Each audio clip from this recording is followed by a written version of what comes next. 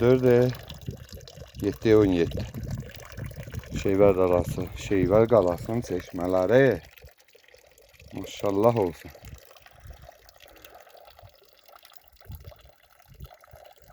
Görürsünüz bir güzel şekilde. Gördünüz.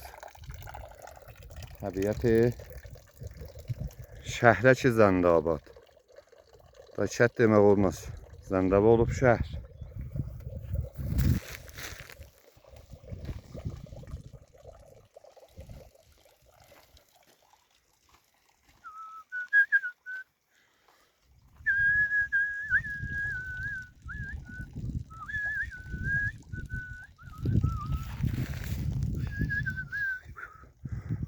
Aşağıda da gəliblər, aman aman.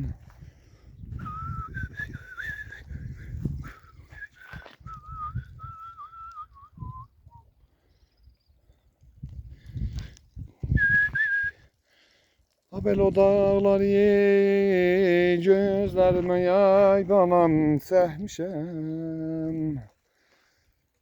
Çəmənlərin üzməndə qalıbdır ay banam, qalıbdır ay canım, qalıbdır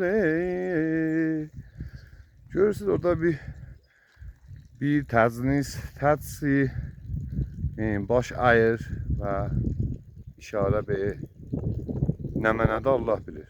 Xülasə çox hikmət var bu dağlarda. Yanıq idi o və yanıq yek o özdə. Burada bizim böyük qarı nənəmizin haqqı qalıbdır. Nənə xanım Tarə. Tarələrdən xahiş edəcəm inciməsinlər. Bizim sizdə nənəmizin haqqı qalıb.